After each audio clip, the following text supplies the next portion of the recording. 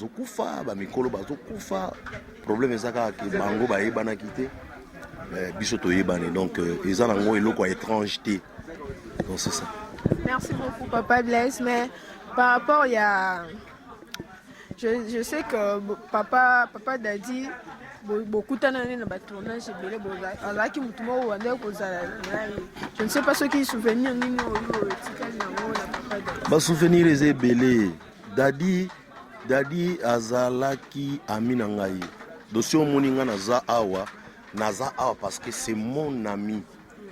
Donc depuis hier nayaki nakendeki nazongi bana ya Dadi bazobotama na misu nanga aza ami aza pena frère aza ami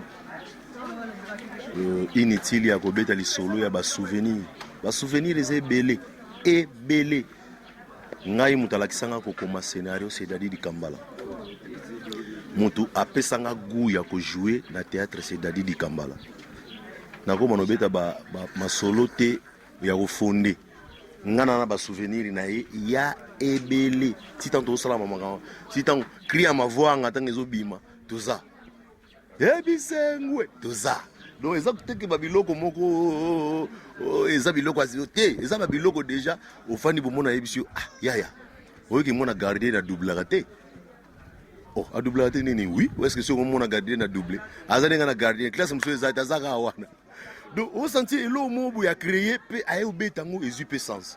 Net Ligue des Champions. Ligue des Champions, banane. Ligue des Champions, bandakantan ba match ba Ligue des Champions. Comme on dit, on a bananga Ligue des Champions. Abi mikolo, kuta banaka mikolo nzembo wana ezalaka ye. Donc soba bandiko beta nzembo na Ligue des Champions ezalaka ye. Siko po ekende bien, ami lobeli kanga Dadi di Kambala Ligue des Champions.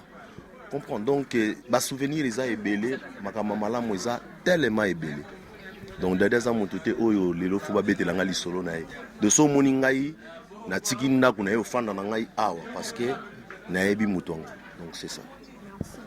Merci.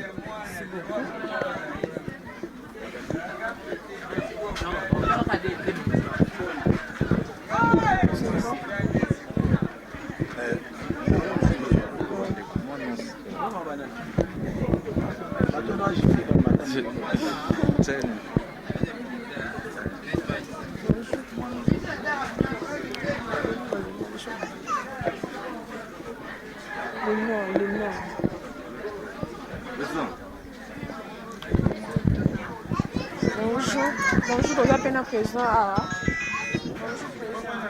Bonjour, Yaya. Mes très sincères condoléances. Faut faire le Yaya, faire nous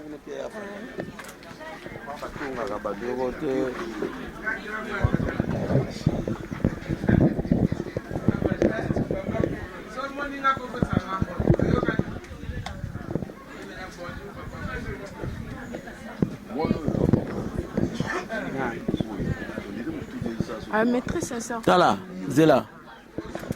Yaya, insistez le numéro oyo. Soka ya mbelo bike toza matanga. Ha? Obisana matanga na ko tikele téléphone. Mais na mole. C'est ça tumbao.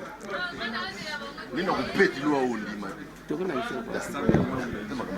Allô. Comment est Dadi? Ha? Mwana comment est Dadi? Bonjour papa. Ah bonjour Boni. Nga pe naza bien na ngolo wa Nzambe. Bon côté na bino boza bien. O tuna nga o côté na biso. Côté la biso mama e dindaki na se ponga na kimbango me na se kuna kota mai longwa ke dindaki. Mai dindaki. Benda ko dindaki. Tomonyo na matanga. Ya papa Dadi.